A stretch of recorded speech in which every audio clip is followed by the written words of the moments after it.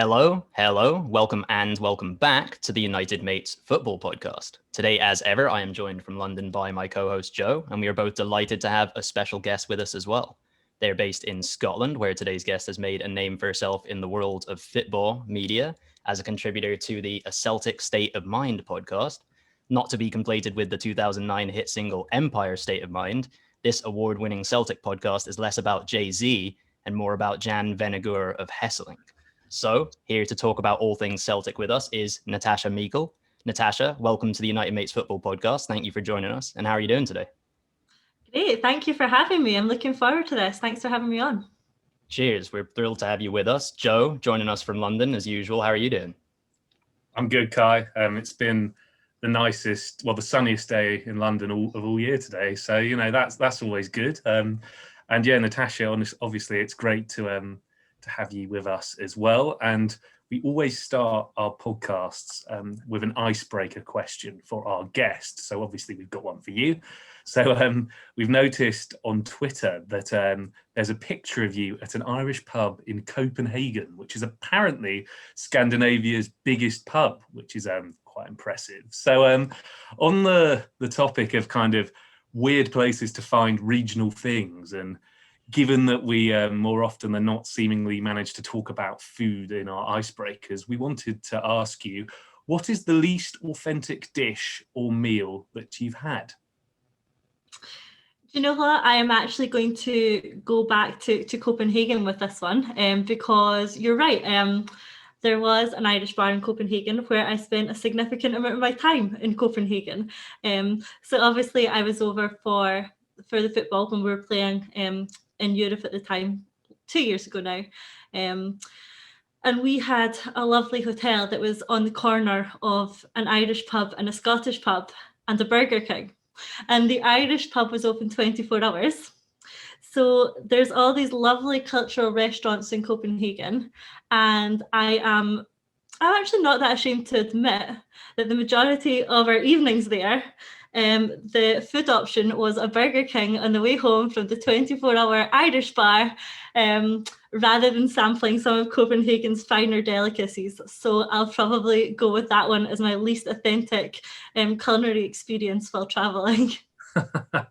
Very nice. Yeah, I've definitely, on my travels abroad, been to quite a few McDonald's and Burger King, so I'm with you with that. But I guess another, least authentic thing actually comes from LA, where Keitel lives, and I remember going to the ye old King's Head pub, which was meant to be like a sort of classic British pub, and it was just the worst imitation I'd ever seen. It was a great pub, and Tottenham won, who I support when I went there, but that wasn't very authentic. But Kai, how about you? What is the least authentic dish or meal that you've had?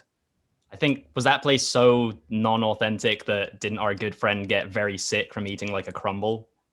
Yeah, Adam did. Yeah, that did happen. Yeah, that's the quality of food that we go for. But no, at the end of my first year at uni, I actually backpacked around Europe with a friend, and this was like a trip full of unauthentic food. We were kind of bowling on a budget, so we valued quantity and cheapness over quality and authenticity. I think some of the regrettable meals we had in Poland was Chinese food.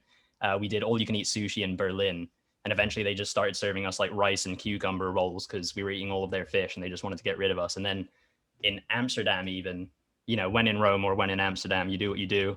And in the, clouded judgment state that I was in, and with a bad case of the munchies, I managed to spend like, I think 25 quid on the most Americanized self-serve yogurt place in all of the Netherlands. So I think I'm probably sounding like the biggest sucker for these types of meals. But moving away from some of our least authentic meals that we've had and taking things back to football and all the way back to your childhood, Natasha, how is it that you came to be a football fan in the first place, and how was it that Celtic became your team? Well, my dad, really. It's got to be my dad. I don't ever really remember making a choice to like football or to be a Celtic fan. I'm sure most Celtic fans will tell you that it's just simply a way of life. If your dad is a Celtic fan, you're a Celtic fan. So there's never going to be any other option for me, and I'm happy about that.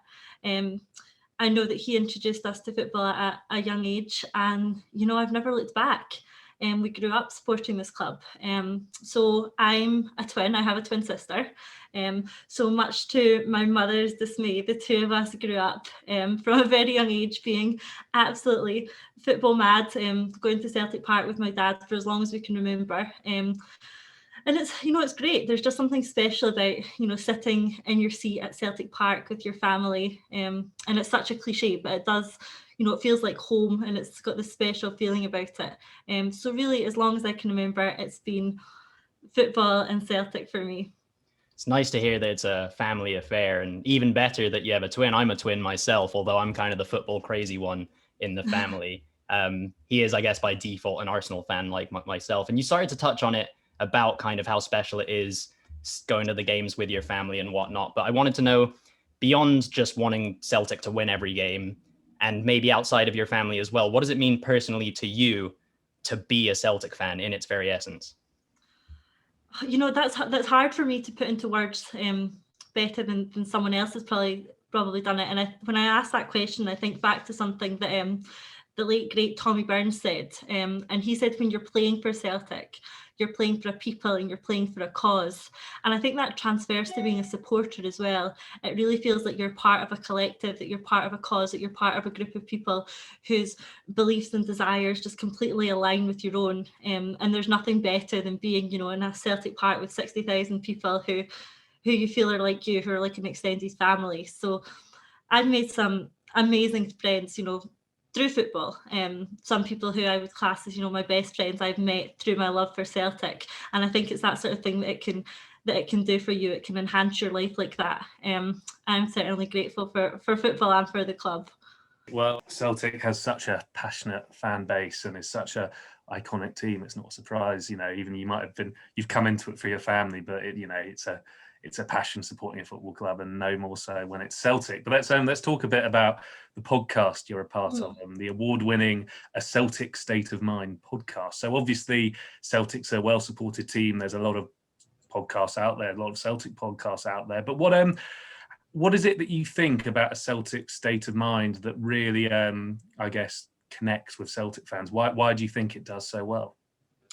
I think it's just because of the authenticity. It is just a group of Celtic fans, normal Celtic fans talking about Celtic. I think people can relate to that. It's something that we all do anyway.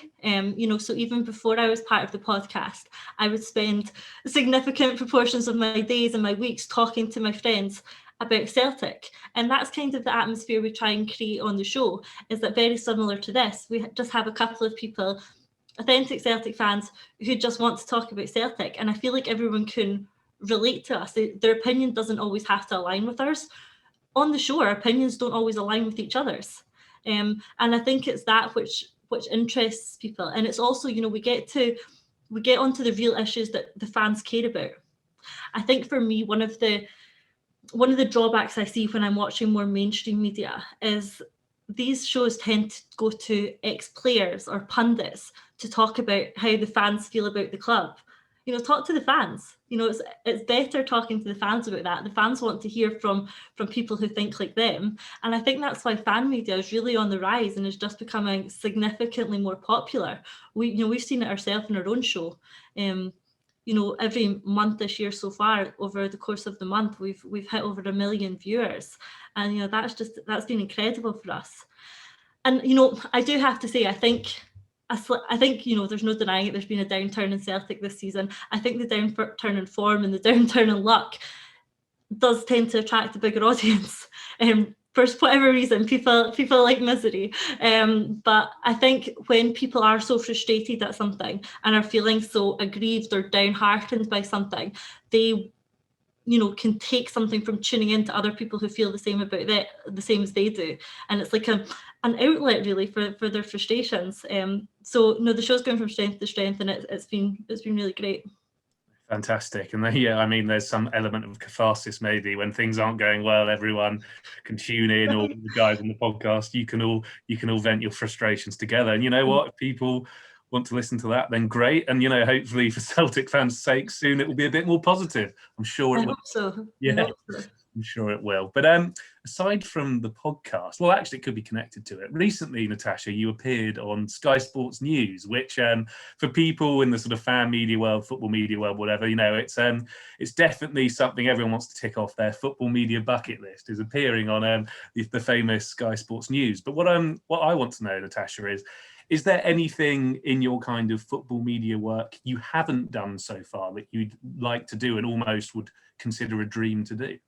Oh my goodness, absolutely. I look at people like, some ex-professionals like Shelley Kerr or Leanne Crichton, perhaps the equivalent of, your Alex Scott or Carrie Carney down south, and think, I'd love to do that. And obviously, that's absolute reaching for the stars, but why not? You've got to start somewhere, like they did from their ex-professional career and then moving into that world. Why not?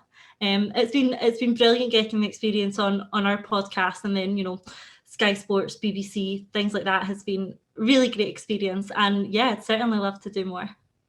Well, we hope to be seeing you on our screens more in future. But we do have a game for you now, Natasha, and it's actually one of our favourite games on the podcast. It's called Who Are Ya?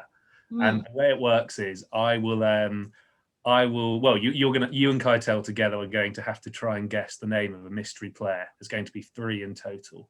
And I'm going to start by giving you a clue, and then the two of you can ask me as many questions as you want until we work out who the mystery player is.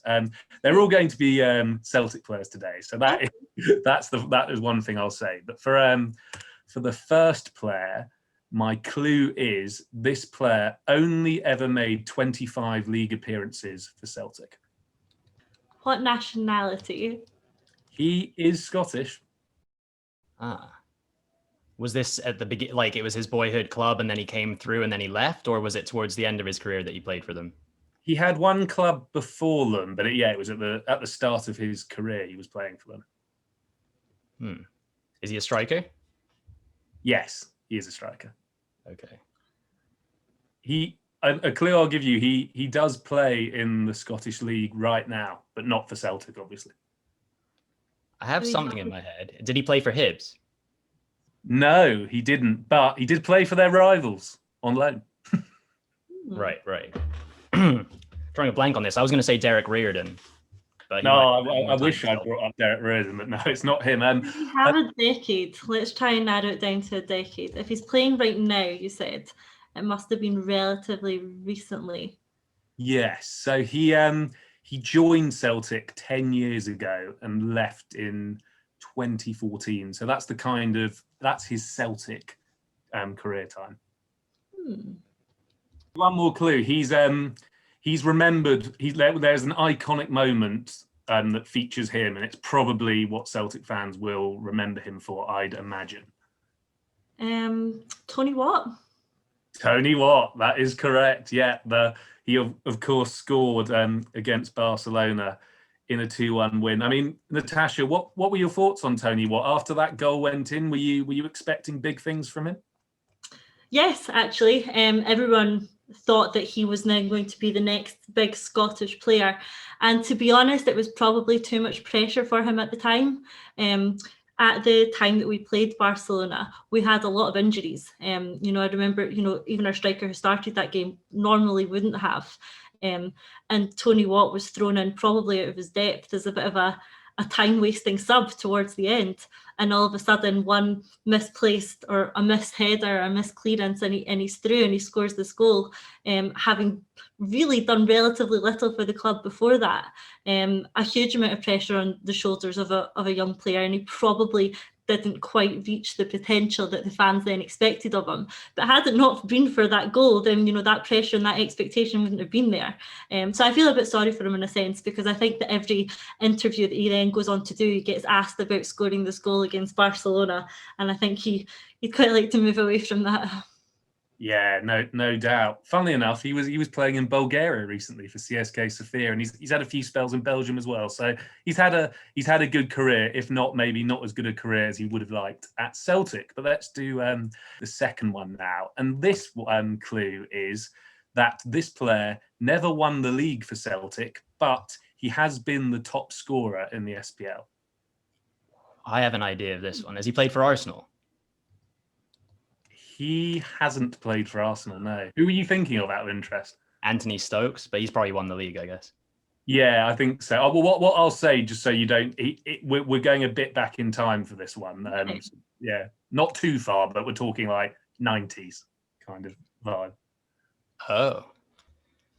Well, I mean, Celtic were pretty good then. Not that they haven't been good for the past couple decades either. I'm trying to remember, they had some like international footballers in their team back then. Would we go for a nationality to help out? Yes, of course. I don't know if this will give it, well, might give it away for you, Natasha, maybe not for Kai, but he is Dutch.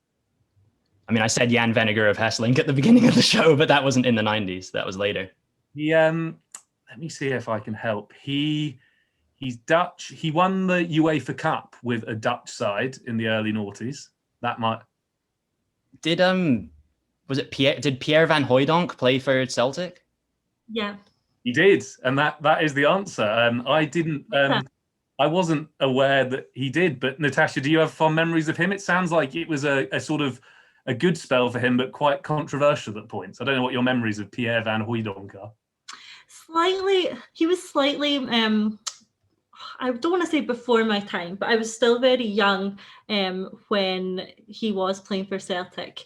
It wasn't a great period for Celtic. So yeah, maybe slightly before my time, but looking back on the videos, great goal scorer. Just part of probably not a great period for the club and not the best squad. Yeah, most certainly. I mean, he got top scorer, but didn't. He won the League Cup apparently, but that was it during his time at Celtic Park. Yeah, it's a long time to go at Celtic for them not winning significantly amount. I know. Well, I've got one player left, but actually I don't have one player left because there are two people that could kind of qualify for this. So the clue is this player or these players have, aside from playing Celtic, of course, they have played in mainland Europe, Asia, and North America. Oh. And there's two players that I can think of. There might be more. But...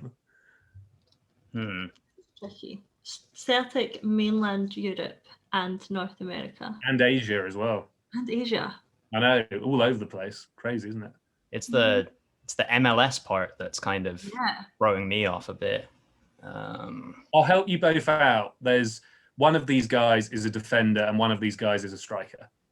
Gary Hooper comes to mind as someone who's recently played in the MLS, but I can't think of him being in mainland Europe. No, I think, yeah, you're right there. I don't think he was mainland Europe. He's in India right now, actually. There you go. You've sort of stumbled across something, because for both of these players, their time in Asia is in the Indian Premier League, I think. What about Darren O'Day? Oh, you've got one of them. That is great. That is, yeah, Darren O'Day. I didn't know that. Canada, right?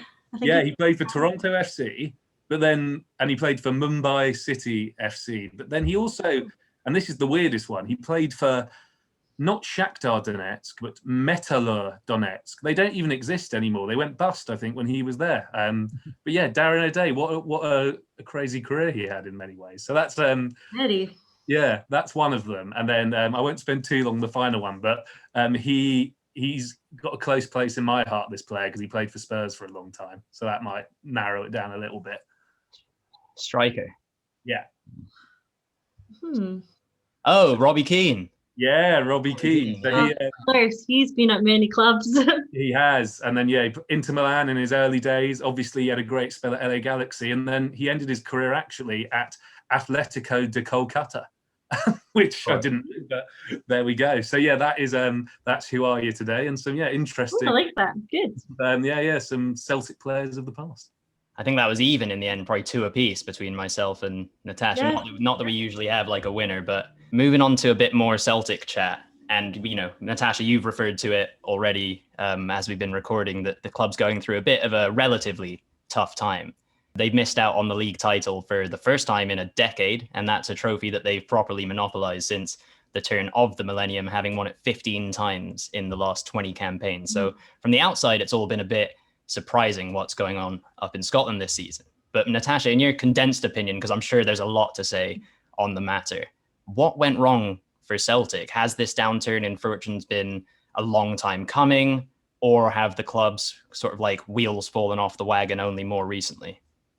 I think the last part sums it up. I think the wheels have just come off. It was such a strong, successful machine for so long. And I know that there perhaps isn't the awareness, sort of widely, but this 10 in a row season was massive to the Celtic fans. Both Rangers and Celtic have previously won 9 in a row.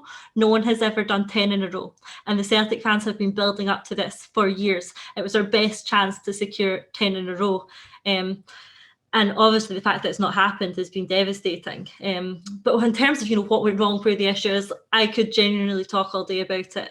But the biggest issue really does seem to there's been mismanaging, maybe complacency from top to bottom. I mean, ultimately the board appointed the wrong manager. The manager failed to effectively coach the team. And the team's performances weren't even close to what we required. So collective failure for me. And a really disastrous season when what was it meant to be a season when we were history making. So yeah, like we've touched on, so disappointing this season. Well, while we're on the subject, you brought up the kind of 10 in a row, and it's something that Rangers and Celtic have come close to on a couple of occasions, but it hasn't happened yet. So I don't mean to twist the knife just for the sake of it, but as it is your biggest rivals, Rangers, who have dethroned Celtic, how has that made you feel as a fan? I guess you're pretty used to it in the sense that it's typically one or the other that wins the league, but it must hurt when it's, your most bitter of rivals who've pipped you to, well, at least stopped you from getting this 10th title in a row. It does, yeah, it's horrible. And I think, there is an element, the Celtic fans get called spoiled and we're, entitled and things like that. But there is an element that we are used to winning this title. We've had our own way in Scotland for 9 years now. For the last 4 seasons, we've won every single trophy there is to go for. We are not used to not winning. And there's a whole generation of Celtic fans, a lot younger than me, who only know winning. So for us to see for the first time in such a long period, the Rangers fans lift the trophy is hard. And it's certainly hard for the fans. So I hope it ignites that fire amongst the club to not see it happen again next season, and get the momentum swinging back in the other direction. I guess one of the really important things that's going to get the momentum going back in the right direction is the choice of the next manager to really set the tone for the next few seasons. And there's obviously, given that John Kennedy's the caretaker at the manager at the moment, there's been a lot of speculation about who will go next. You just have to look at the odds, and it looks like Eddie Howe is one of the front runners, but then you've got the likes of other Premier League recent sort of casualties in terms of Chris Wilder and Frank Lampard being linked. And then quite an interesting one is the sort of elite academy manager at Man City, Enzo Maresca, is a name that is being thrown about as well. Natasha, from your perspective, who do you want to see take the reins at Celtic Park, and why? For me, I'd like to see Howe take it. There's, out of the list of candidates there are and the list of names that get bandied about, I think he's what I would call the safest option. A lot of the other names on those lists are a bit risky for me. Don't get me wrong, I like the idea of Maresca. I like the idea of him coming under a director of football. There's a lot of been talk about Man City's Fergal Harkin coming in as a director of football, with perhaps a head coach like Maresca working underneath him. And I like the idea. I think it's quite modern. I think it sort of, tries to emulate the setup of a lot of, successful European football teams. And Maresca is someone who's worked with, some of the best talent in the country in that Man City under-23 squad. But that's a risk. He's never worked first team before. He's relatively untested at, he is untested at a first team level. He's been assistant manager a few different places, but as manager, he's untested. And Celtic have a lot at stake this season. They need to get this right. And for me, Howe has the experience, the credentials, that he's the most risk-free approach. So I'd like to see the club go for him. I think he might be stalling, considering some options still in the Premier League down in England. But I hope that the club can make Celtic an attractive enough option to attract someone like Eddie Howe. There's the European football angle. Celtic's a massive club. This job doesn't come up often. And he just has to look at the success of someone like Brendan Rodgers, who's come up to Scotland, managed Celtic, and went down to a very successful career. So again, in in England. So if Celtic can make it an attractive option to someone like Eddie Howe, then I'd like to see him come up to the club. Yeah, Eddie had quite a high ceiling for himself, seemingly at one point when he was the Bournemouth manager. You'd think maybe with the resources and the kind of, guarantee to finish at least second, basically in the league, that he might be able to do something special up there. But sticking with leadership, and it's recently been announced that long-standing club captain Scott Brown is set to leave Celtic after something like 14 years with the club, and he's going to join Aberdeen now in what you might presume to be the final chapter of his playing career. I think he's 35 years old. So on the likes of club legends like Scott Brown and even former manager Neil Lennon, who of course was a player for Celtic as well, did these guys overstay their welcome at Celtic? It sounds like certainly Lennon did, but were the club and the fans kind of responsible somewhat for being too caught up in the memories and the nostalgia of their glory days? Do you think you should have parted company with both of them sooner than you have? There's certainly, with Lennon, I think there's certainly an element of, sentiment there that we held on to for too long. When Lennon, when Lennon was actually appointed after the cup final 2 seasons ago, the majority of the fans were disappointed. Rodgers had just walked out on us essentially, and Lennon came in to sort of steer the ship to the end of the season. Nobody expected him to get the job on a full-term basis after that, and the fact that he did was disappointing to the fans. We wanted another manager of the calibre of Brendan Rodgers in. Not a caretaker manager who'd just been sacked by Hibs. But it was Neil Lennon, he was a club hero, people got behind him. And I feel sorry for him that he's significantly tarnished his reputation at the club by staying as long as he did. He'll now ultimately be the manager that didn't achieve 10 in a row. And the fans blame him for that. And I think over time, that feeling will diminish and history might look back on him more fondly than the fans do now. But on the other hand, if we're taking Scott Brown, I think it's a slightly different story. The majority of fans actually want Scott Brown to stay. His performances on the pitch have been diminishing. They have. He's not at the level he used to be, and he certainly doesn't spend the amount of time on the pitch as he used to. Like you say, he's 35. But as a club captain, for someone who gets the club, for someone who's passionate and committed to the club, I don't know if I know a better captain than Scott Brown, and I'm not sure we'll get a better captain than Scott Brown. And I think my wish would have been for the club to have found him a role for next season. He's out of contract, but I think he could have done the job for another year or so, maybe limited time on the pitch, but that sort of presence in the dressing room and around the club is going to be hugely missed. Celtic are about to go through a massive rebuild of a summer. The CEO's been replaced, the manager's been replaced, the majority of the squad will be replaced, and now we need to replace a captain as well. So for me, it would have been beneficial to hold on to Brown to sort of be that person of stability over a summer rebuild. Unfortunately, he is moving on to Aberdeen. He is moving on to Aberdeen, but I guess his legacy has been pretty good. Shame for him how it's ending. But I guess you were saying earlier with Lennon, it was the wrong decision to bring him back. But I guess with the players, some decisions this summer are going to have to be made about some of the players like Christopher Ajer, who I know that you've spoken about how Celtic need to keep him. There's obviously Karamoko Dembele, much younger, but he seems to always be in the media and is seen as this incredible talent.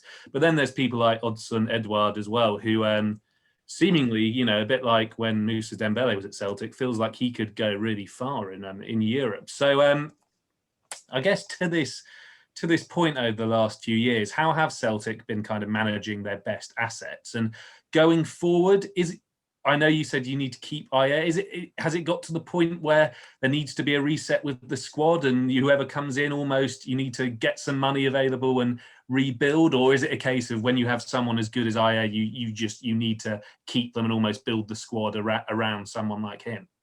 It's difficult because I think you need to strike the right balance. And last summer, we thought it was so important that we held on to some of our key players. We thought it was going to be massively important to hold on to players like Ncham, Edouard, Christie. Then over the course of the season, these players are getting very criticised for down tools. They wanted their move. So once a player starts to want their move, their performance levels might drop. And we had far too many players like that this season. So I think you have to get the timing right when it comes to players like that. And Celtic's model, in a way, hinders us, because our model is that we either bring in younger players, develop them, and sell them for a profit, or we buy players from more obscure markets, develop them, and then sell them for a higher fee. So for the majority of the players who are playing in the squad, Celtic isn't a destination, it's a stepping stone to a higher level. And I think that's what sets Celtic apart in the Scottish League, is that the players that we have in the squad have the ability and, you know, the desire to further their career in better leagues. You just have to look at players like Tierney and Wanyama and Van Dijk and Dembele, and that's the sort of model that Celtic are sort of working with. So when you do have players of the quality of Edouard, and you always have to be prepared for the fact that they are going to move on. And it just so happens this season, it really does feel like it's all going to happen at once. From the team who started the last Glasgow derby, it's very realistic that only 3 of them will be at the club next season. And that's quite concerning, because if you've got that many people going out the door, you're going to have to bring that amount of people in the door. So there's a big rebuild needed over the summer in terms of the squad, and we currently don't have a manager in place to do it. So it's a bit concerning for Celtic fans at the moment. You know, it's something like 80 days until the first Champions League qualifier, and there's a lot of work to be achieved by the club between now and then. God, yeah, I mean, it's interesting times for Celtic, but that's we're going to end actually with a kind of we're going to talk about some of the better Celtic players since the 21st century began, and we're going to compile a Celtic 11. So we'll start with the goalkeepers, and we've got a few options for you. So we've got Rab Douglas, Craig Gordon, Artur Boruc, Fraser Forster, and good old Magnus Hedman as well. Is there a goalie out of those people, Natasha, that you're particularly fond of, or you want to select in the team? Oh, with honourable mentions to Rab Douglas, who I thought was brilliant growing up, and Fraser Forster, who's an excellent goalkeeper. I can't see past Artur Boruc. He is an all-time favourite of the Celtic fans, an absolute cult hero, hated by the Rangers fans and loved by the Celtic fans even more. So I'll have to go with Artur Boruc. Good choice, and yeah, it's always extra sweet when the player you love is hated by the opposition fans. Kai, would you have gone with Boruc, or would you have had another option there? I'll go with Boruc. There's something about these Polish goalkeepers. Szczesny also was a bit of a character when he was at the club. So yeah, and we had Fabianski too. Yeah, no, I'll keep it in Poland with Boruc. Cool, good choice. So we'll move on to right backs now, and we've got a load of them actually. We've got Didier Agathe, Paul Caddis, Adam Matthews, Paul Telfer, Hinkle, Lustig, Jeremy Frimpong, and last but certainly not least, Mark Wilson. Natasha, who out of that quite long list of players, who's screaming out to you to take that right back spot? Oh, that's a tough one. There's a few good players in there and a few not so good players in there. I think if I was thinking of a Celtic right back to go into that squad, I might go with Jackie McNamara, who's not on that list, but certainly an excellent right back. But from your list, again, purely for the commitment and love by the Celtic fans, I'll go with Michael Lustig. Was he the most talented right back we've ever seen at the club? He was not, but he was an absolute leader on the pitch and gave 110% in every game. So I'll go with Michael Lustig. Great, good for Lustig, and yeah, sorry Jackie, we didn't mean to miss you out, but there we go. We've now got to pick 2 centre backs. So I'll break it into 2. So the first few names we've got Caldwell, Bobo Balde, Van Dijk, Malby, McManus, and Mastorovic. Out of those ones, Natasha and Kai, who would you maybe choose out of those names I've just mentioned? I would, for silly reasons, almost be tempted to throw Mastorovic in there, because he reminds me of Tyson Fury in a lot of ways. He's just like this big, intimidating guy. I don't think I would want to play against him if I was a striker, but talent-wise, maybe I'm jumping ahead of myself. I guess probably Virgil van Dijk out of those names. What do you think, Natasha? Yeah, it's hard to see past, someone who was one of the best players in the world a couple of seasons ago, but an absolute no-nonsense centre half, exactly what we need at the moment. Would love to find the next Mjolby. Yes, I'll go for Johan. Nice. Very good. And then we've got a few more. We've got Varga, we've got Ayer, we've got F.A. Ambrose and Dedrick Boyata as well. So who out of those guys is going to partner Mjolby? I think our selection of Mjolby and Van Dijk would probably be the one. But if we're going to give them a partner,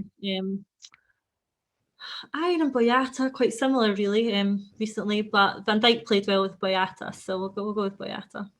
If Man City's academy guy is going to come over to Celtic, then yeah, maybe a former Man City player deserves a place in the team. So we'll give it to Dedrick, I guess.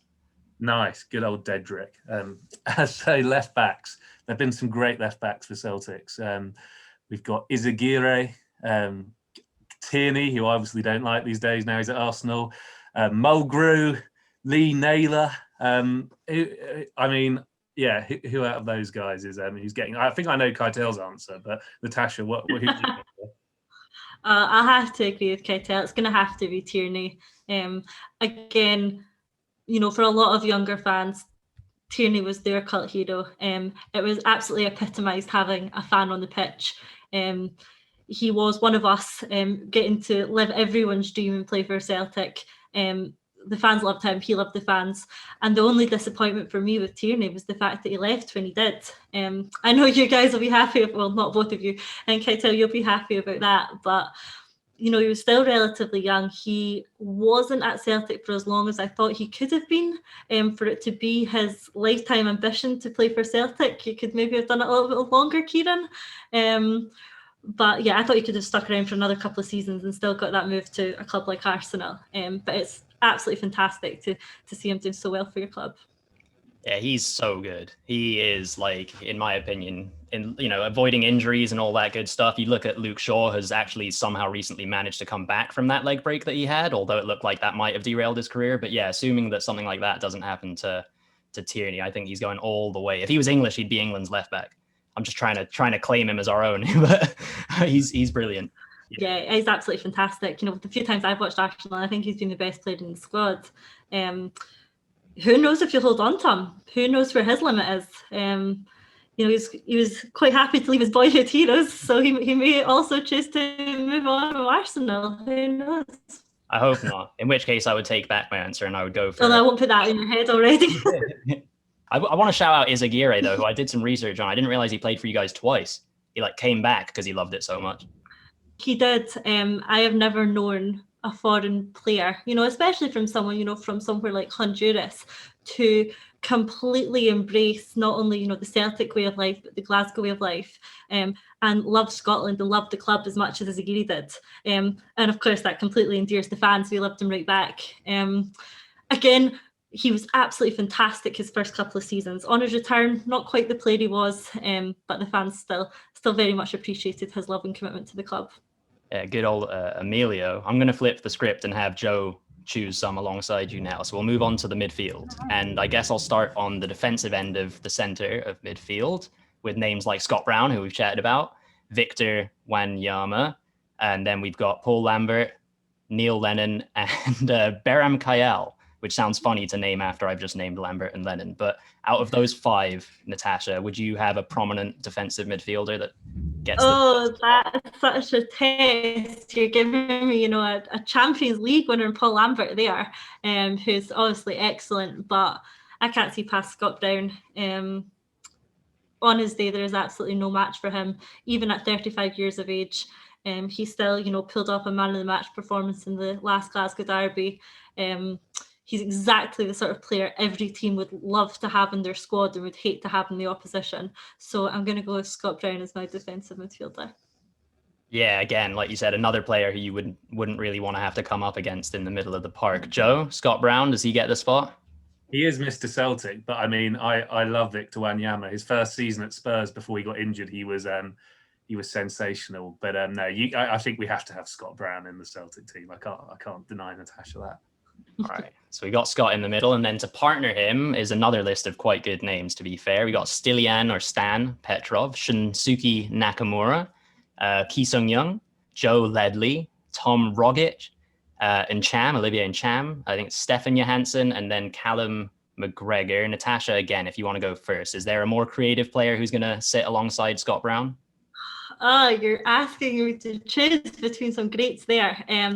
For me, it's going to have to come down to Nakamura or Petrov. Nakamura, probably one of the best free kick takers in the world in his prime. Absolutely unreal. But I think Stan's just going to have to pip him to the spot for me. Real quality player. He had everything. Technique, his ability was outstanding. Sort of definition of a box-to-box midfielder. So yeah, I'm going to go with Stan.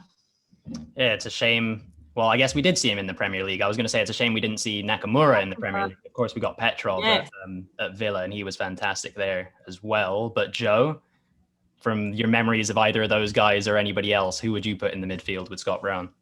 I love Nakamura. His free kicks were incredible, and some of those Champions League ones, and when he'd smack it in and Celtic Park were erupt. I remember watching those when I was younger. But Petrov, what a player as well, and he's a real inspiration in many ways too. But either one of those I'd be happy with. Fair enough. I think, I don't know, if I were to weigh it, I'd probably just for the left foot, right foot balance, maybe swing it towards Nakamura alongside Brown, but it's not up to me.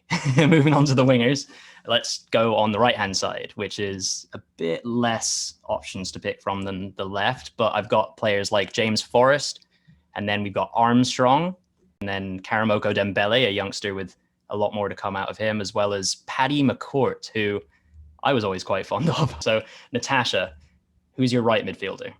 You're not giving me very great options there. I think if I had to choose, I might move Nakamura out onto the right and have them both, him and Petrov, in the squad. But if I'm going to choose from what you've given me, God, I feel like I'm just choosing like cult heroes at the moment, but I might go for Paddy McCourt. A guy who could absolutely stroll it for 10 minutes. Ask him to do 90 and it was maybe more of an issue. But if I'm being honest, there's very few players I've seen play at Celtic Park with the technical ability of the ball at his feet than McCourt. The tricks, the skill he had was unparalleled. But I think he had an absolutely amazing lifestyle, which didn't let him play longer than half an hour in most matches. So, fair play to Paddy. Great over 30 minutes he was. Yeah, it sounds like he was the second coming of George Best, but like for 10 minutes or 30 minutes at a time only. Joe, who's your right winger? Yeah, Paddy McCourt. I love him. I bought him on Football Manager once ages ago, and he was great for me at Newcastle, I think it was too. So, yeah, you know what? Paddy's getting in our team. He might just need to go on a few more runs and get fit. I think Paddy will probably be quite pleased to hear that he's made it into our 21st century Celtic 11, although I think actually moving Nakamura and putting Petrov into the middle with Brown might be the smart move, as Natasha already mentioned. But moving on to the opposite flank, and I think there's some decent names in here. We've got Aidan McGeady, who's still tearing it up in England these days, Sean Maloney, then we've got, was it Alan Thompson? Probably he could have been either a left back or a left midfielder maybe. Then Chris Commons, who had a brilliant spell with Celtic, Georgios Samaras as well, and Scott Sinclair. So there's quite a few names to choose from there. Natasha, who's going to make it into the left midfield spot? Tough one. Yeah, we have had some good left midfielders over the years, and one thing we actually really are missing at the moment is a proper out-and-out left winger. We've got young Mikey Johnston coming through who might be that slot, but that is really the position we're missing. For me, I'm going to go for McGeady or Thompson. I'm going to go for Thompson. When you've got players in his team like Larson and Sutton and Hartson, you need someone putting that ball in the box for them, and Thompson was that player. His delivery was absolutely excellent, and can be attributed to why the three of them scored as many goals as they did. Maybe his contributions overlooked, but certainly in the run to Seville they had back, sort of 2003, was really his absolute best for Celtic. So while McGeady was excellent, Thompson's just going to get the nods for me. Yeah, you wouldn't want to give away many free kicks to a team that had Thompson and Nakamura in its lineup. Joe, is Thompson your guy or is Aidan your boy? I love Thompson. I'm from when I was younger. Aidan, again, he was exciting. The guy who I think deserves a shout maybe is Scott Sinclair, just because obviously Brendan Rodgers came to Celtic and did so well. And I feel like it's certainly at the start of that Rodgers era anyway, Sinclair was a massive part of that. So I feel he deserves a mention as well. But you know what, for the nostalgia's sake, Alan Thompson, what a left foot. So yeah. Great. Yeah, I think he even ended up playing for Leeds for a bit. He knows how to pick clubs with passionate supporter groups.